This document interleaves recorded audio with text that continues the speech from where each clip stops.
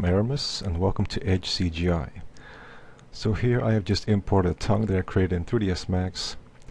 I want to use ZBrush as much as possible for this series of tutorials, but sometimes it's a lot easier just to create something with polygons and import it, export it into ZBrush. And because we're using Dynamesh, it incorporates into the sculpt with no hassle.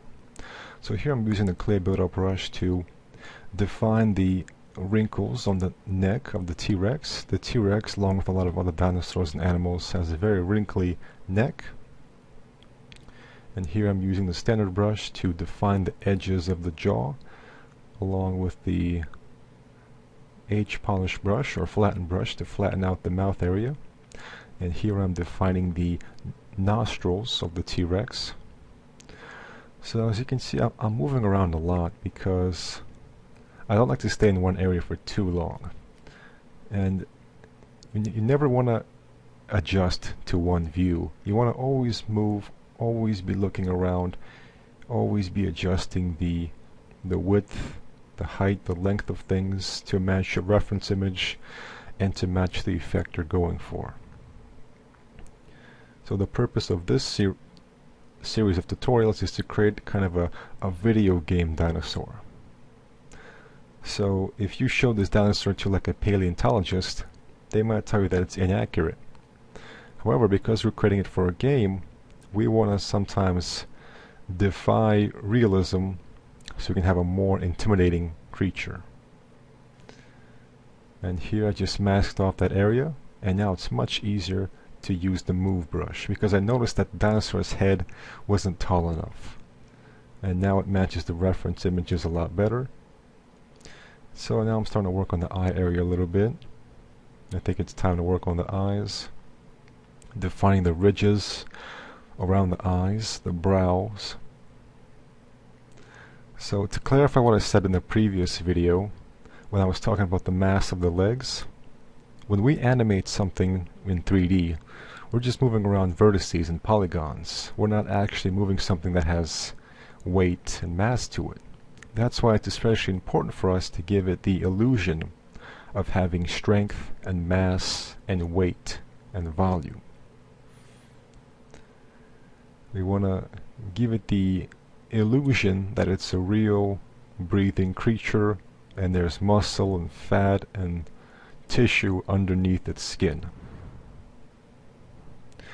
And it takes me a little bit to get the eye area right, but it's all about persistence and small refinements over time.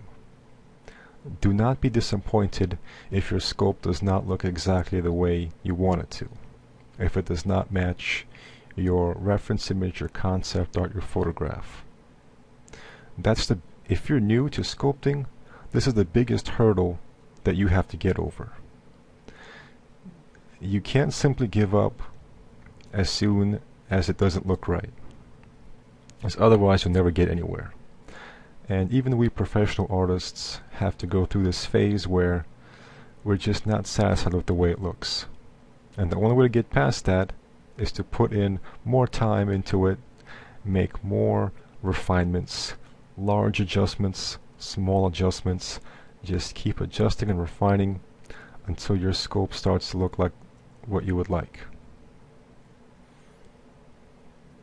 And that's why in any sculpting video you see, they will constantly be using the move brush to move things around.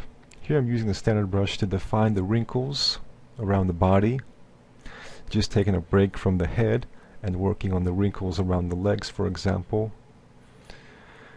Remember that lizards, reptiles, hold a lot of their fat in their tails. So you're going to get a lot of large wrinkles there, especially on the bottom. And different areas of the dinosaur will have different details. For example, there will be more scales on the top as opposed to the bottom. Here I'm defining the calve area. Once again, focusing on those muscle fibers.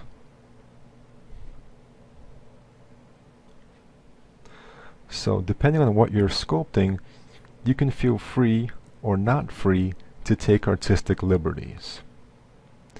And if you're creating a video game creature, you should take some liberties with it because you want it to be more intimidating, more frightening to the player.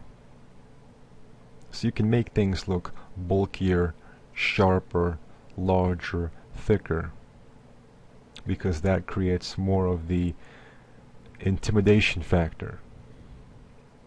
Whereas a realistic depiction of a T-Rex would still be frightening, but maybe not as frightening.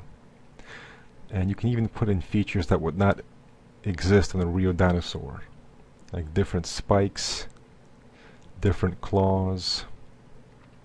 Here I'm defining the foot area. So one thing I should mention is that I will not be putting in any claws in this video. I will be introducing a nice tool called IMM, Insert Multi-Mesh, in the fourth video, and I'll be using that to create a mechanical leg. And that tool is also great for inserting claws. So I'll be saving that for the fourth video, in case you're wondering.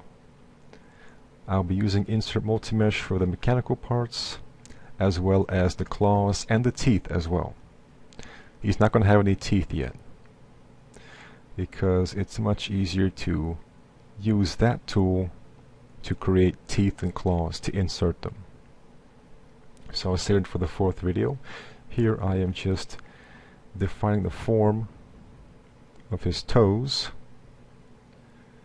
because it has several sections to it, and once again you want to make it thick enough to hold the claws. And one tricky thing about sculpting these ancient prehistoric creatures is that all the references that you find, they will all be different.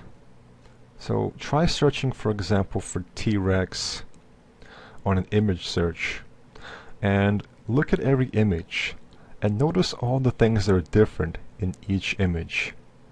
Depending on what you find, you will have a different interpretation of the T-Rex. Because remember, everything that we know about the T-Rex is interpreted from bones. We don't actually know what they look like. Everything you see is an artist's rendering, an artist's depiction of what they might have looked like, using all the evidence that we currently have. And that's why everything you'll find, whether it's on the internet or in a textbook, it will have a different interpretation of it, a different depiction.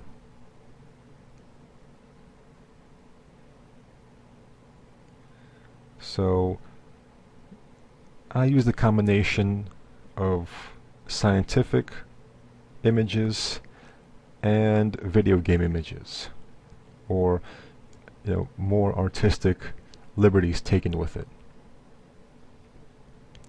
So it all depends on what kind of reference you use and what sort of look you're going for. So if you find that this T-Rex is not to your liking, if you think he doesn't look intimidating enough, or you think he doesn't look realistic enough, feel free to add your own interpretation to it and to modify him however you see fit.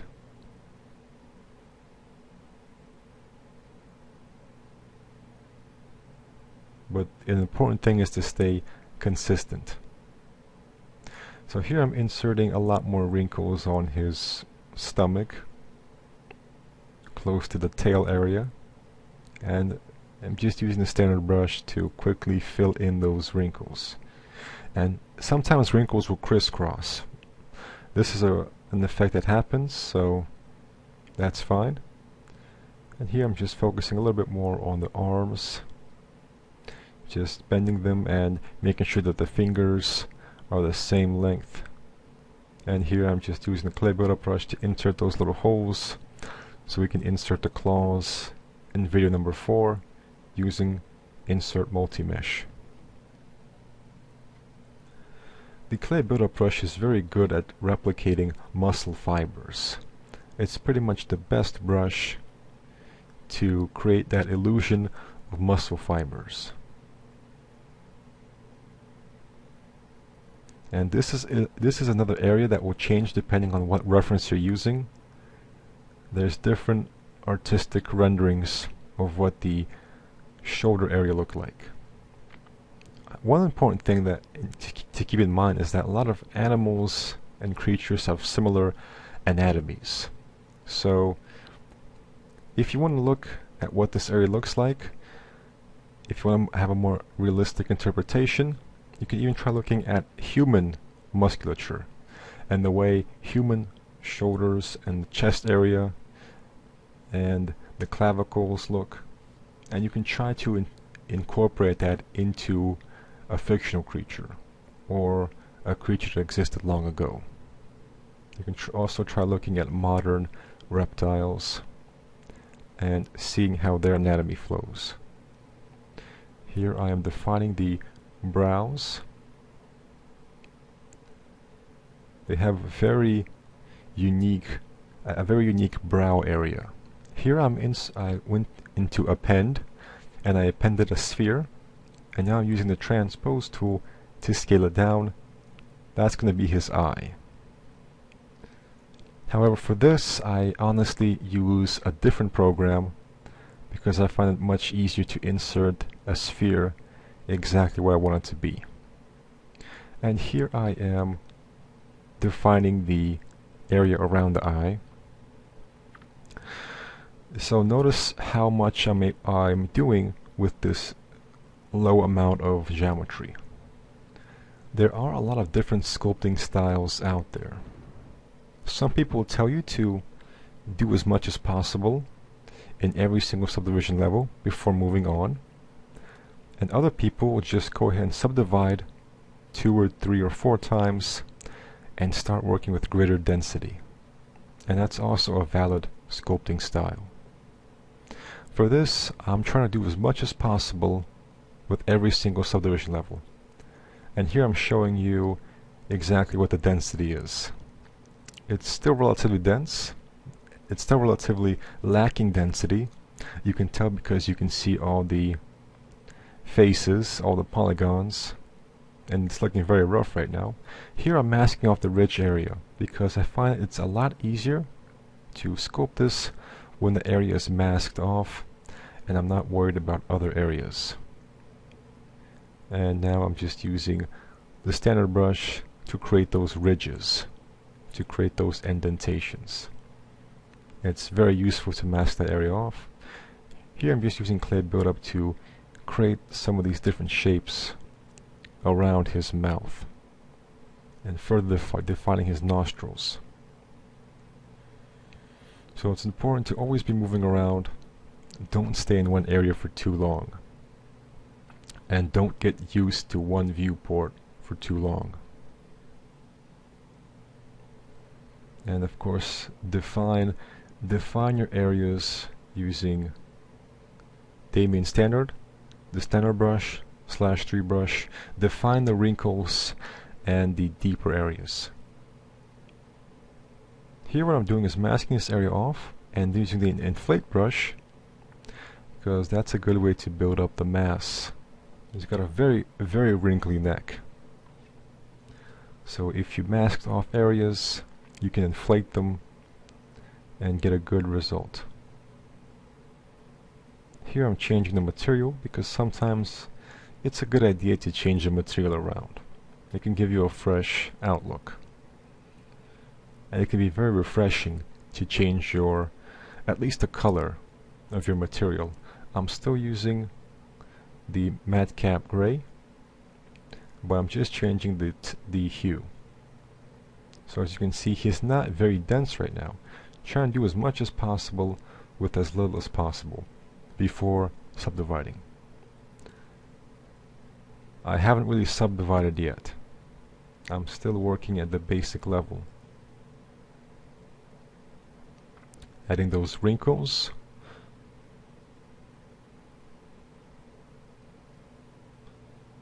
And now it's time to work on the tongue a little bit. The tongue kind of curves inward. What I'm doing now is I'm masking off the tongue area because I want to isolate it. I want to be able to quickly isolate the tongue area. So once I've selected this, you can go under Polygroup, Group Masked, and that will create a separate polygroup for the masked area, which in this case is the tongue. So I can work on just the tongue and the inside of the mouth. And it's much easier to work on the tongue and the inside when everything else is hidden. The mouth area of a creature or human can be a very difficult area to work with because the surrounding geometry will block it, but just create a separate polygroup for it and it'll be much easier to work with. Here I'm going back to work on the arms. It's an area that I've been ignoring, but now it's time to do some work on it now that we have enough subdivision, enough density. And just defining the shoulders, creating wrinkles, creating folds. Because remember that the longer a creature lives, its skin will start to fold over itself and sag a little bit. And also it depends on the amount of fat that the creature has. And that's one more thing to notice, one more thing to think about, is the creature's life conditions. Is it starving? If you're creating some kind of sci-fi game or movie, you should think about the conditions of the planet that your creatures live on. If there's a lot of food, your creatures will probably be thicker, fatter, and probably have more wrinkles to them. Or perhaps less wrinkles, depending on what kind of food, what kind of nutrition they get. Are they full, or are they constantly starving? And these are some things to think about because they can affect how your creature will end up.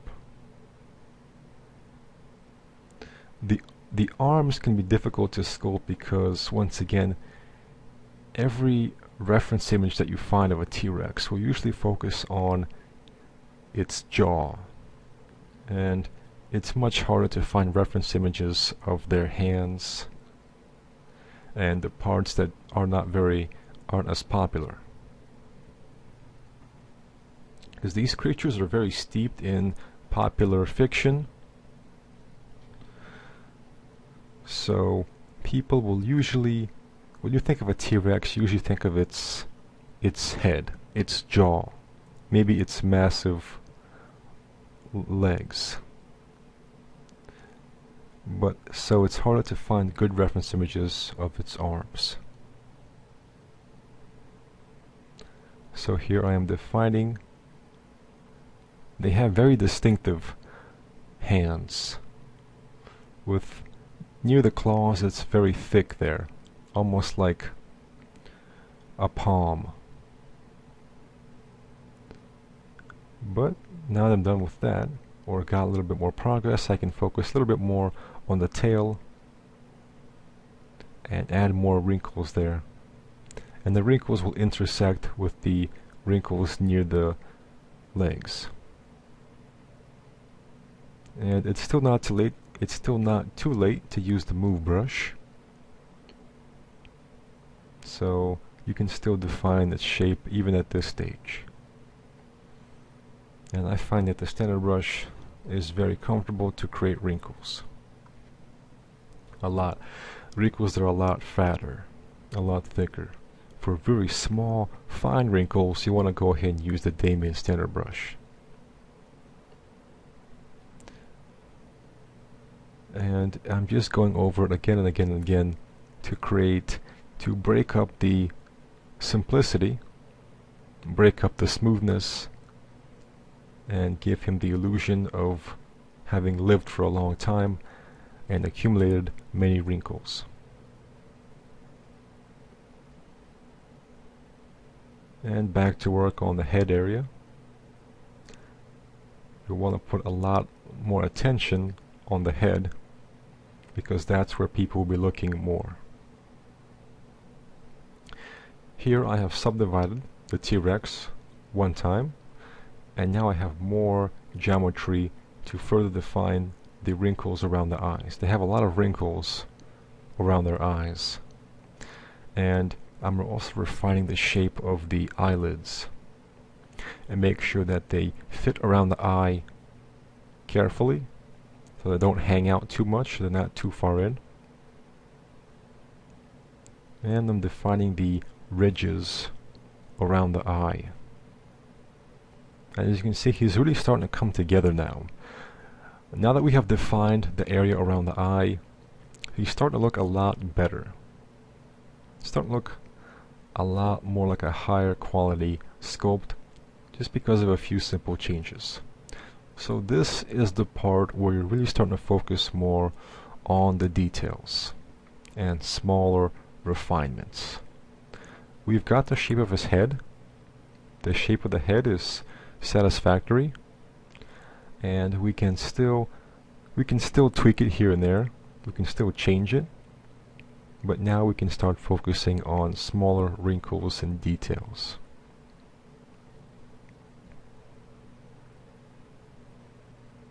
And you really want to break up any obvious patterns and also smooth some areas out. If something didn't turn out the way you like, you could, don't be afraid just to smooth it out and try again. So in this case, I just smooth the area out and I can come back to it later.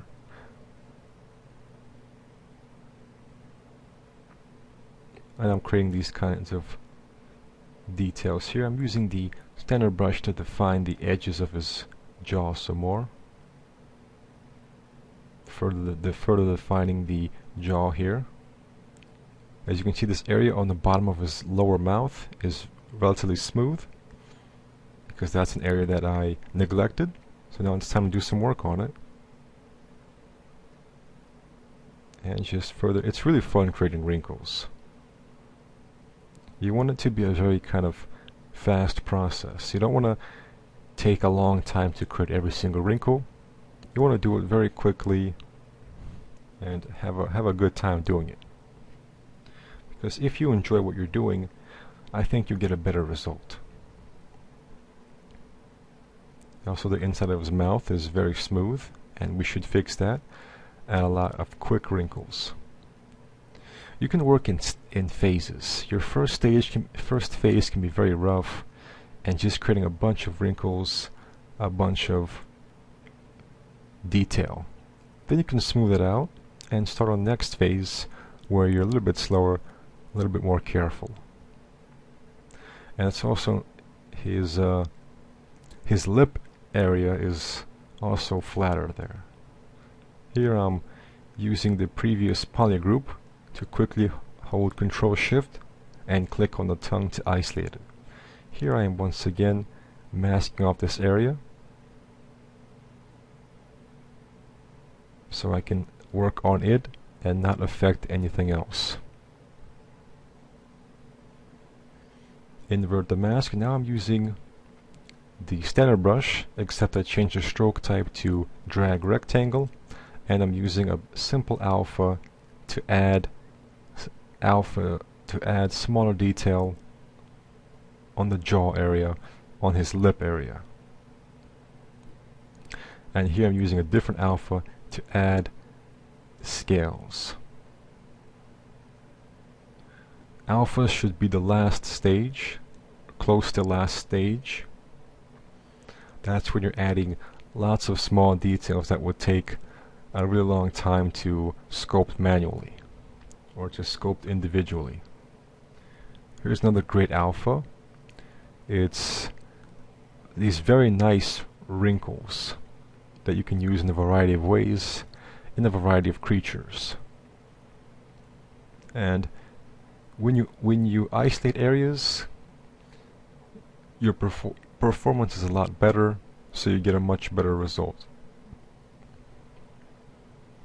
When you're working on a very dense piece of geometry, your performance can slow down, so isolating different areas will increase your performance.